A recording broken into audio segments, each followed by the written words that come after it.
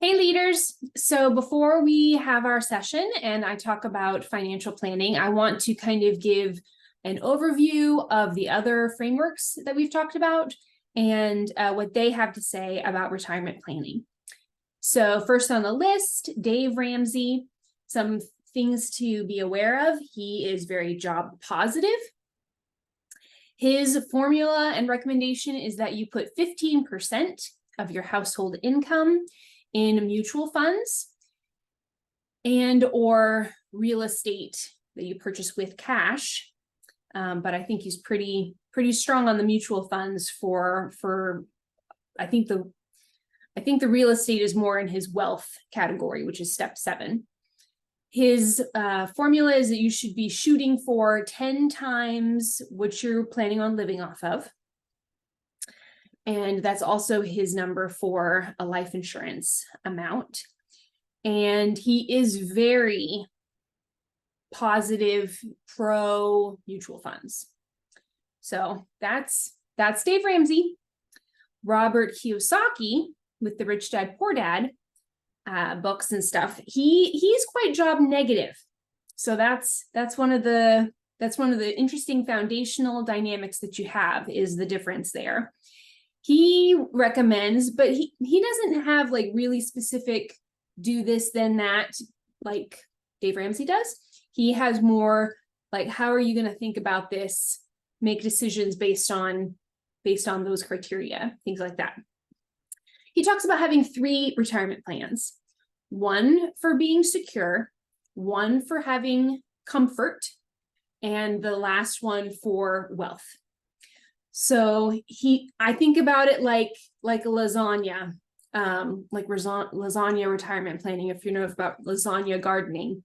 So definitely, he says, do what, the traditional retirement planners tell you to do, put money aside, blah, blah, blah. Okay. And that's like your security, have your number that you want, that you need, so that you're not eating dog food in your retirement. Then invest differently in order to have a little bit more than that. Instead of putting all of your money, like Dave Ramsey would say, that whole 15% into one vehicle for investing for your retirement, Robert would say, depending on your needs, maybe you put 5% into the kind of investments that Dave Ramsey would encourage you to do, but then put another, 5%, or, it would, and all of this would depend too. It could be that it's more like 10%, 3%, and 2%. He doesn't have like specific instructions like that. It's just the idea of 3 financial retirement plans. And he is not positive about mutual funds, which is really the only place I have heard negative things about mutual funds. And he's not like so against it that he's like, don't do it at all. This is where the 3 retirement plan comes in. He's like, yeah, do that for your security, but like, don't have that be your only thing. That's what he would say. He is really supportive. Okay, so why about mutual funds? He has this perspective that mutual funds mostly benefit the people who work in that industry. So the people who are managing the mutual funds, they get paid no matter what, no matter if it's successful for you or not, they get paid. It's in their best interest to have as many mutual funds as possible. And if you don't invest in mutual funds and instead invest in the stock market without investing in mutual funds, like some of these other programs encourage you to invest in index funds, for example, then those people don't get paid. So he's like, the reason they're called brokers is because they're broker than you. If his argument being who he is and what he does, he's like, if they really knew what they were doing, if they really knew how to make tons of money in the stock market, they wouldn't have a job selling you funds or managing the fund. It's a very interesting thought. Something I keep in the back of my mind. So, and also these mutual funds, the one of the reasons they, are the goal of the mutual fund is to diversify. So then you have to have a person, or maybe AI in the future, but you have a person that's, picking and choosing and constantly tweaking with the formula and figuring out how much, how to keep this mutual fund doing better for you supposedly than if, you're just willy-nilly picking stocks or hiring someone else to pick stocks, which individually, theoretically, are more volatile than a mutual fund because of the diversity within the mutual fund. But then you have people that are like so into diversity that they have multiple mutual funds. And then you have mutual funds that have mutual funds in them. So it's a mutual fund of mutual funds. And Robert Kiyosaki says, and he said this a while ago, so I wouldn't be surprised if it's not just that much more true. He said that there are more mutual funds than there are individual stocks because of the financial benefit to the system that profits off of this process. So very interesting, very, very interesting. Then you have some of these newer, popular with the millennials programs like FIRE. I introduced it in the Facebook group just the other day. So FIRE stands for Financial Independence, Retire Early.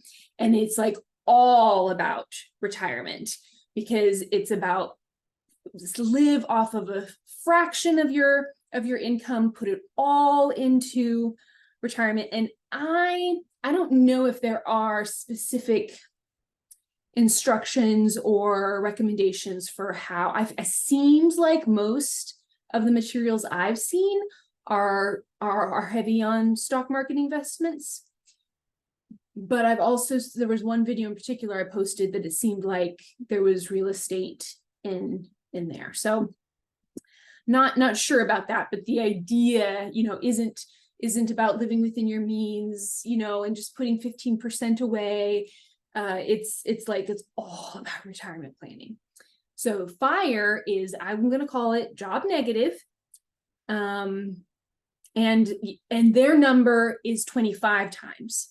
So whereas Dave Ramsey is like, you have to have 10 times what you want to live on saved up and then withdraw from that. So you're not, as Paul Miller said, killing the goose that lays the golden egg.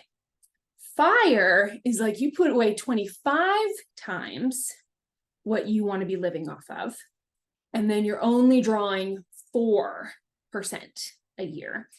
So I appreciate that is more conservative and more factoring in the opportunity for a lot more ups and downs in the stock market, because you're supposedly like living off of that for a much longer time than a traditional retirement. So I can appreciate that. But even for myself, as someone, I consider myself like a really good saver, the idea of having 25 times, it's a lot for me anyway. So then finally, I'm going to introduce just in this video, another millennial popular idea, which is based off of the book, The 4-Hour Workweek. So it's a little bit of the FIRE, but a little bit of Robert Kiyosaki in there. So this guy, Tim Ferriss, he, gosh, I don't even know what year it was, but huge cult following. Tons of people have bought this book and follow him and his podcast, and he's written other books since. And so it's all based on this idea of why like work 40 hours a week and be some slave and some job. And then when you get to be 60 or 70, you finally retire. And then you've either like destroyed your health and you just like die the next year, or you're too miserable and in pain to do anything that you would have liked to have done 50 years before when you first started saving up for your retirement. So he is a proponent of this lifestyle where you like work from, not necessarily from home, but you are not having to go to work. You are geographically independent. You can work from anywhere in the world. You do mini retirements, he calls them, where you go and live in affordable places to live for up to 3 months. So very millennial, like you're backpacking, but maybe you're not backpacking in Europe because in the summer, because that's expensive and that's what everybody else does. Maybe you go backpacking in Vietnam and you go to see the places that nobody else is seeing, or maybe you go to South America. He's a big fan, he's Canadian, actually. He's a big fan of going to Argentina. And in those 3 months of your your mini retirement, you're actually spending less money than you would be if you were like living more of a typical North American lifestyle. So but he doesn't have, so I would say his, like, how to create this life would be, have some, either have a business. So that's what he did. He had a business and he learned how to delegate and let other people do more of the work. And he got into virtual assistants and just trusting people to do the job to support the business that he was running, which was selling protein shakes, sports drinks.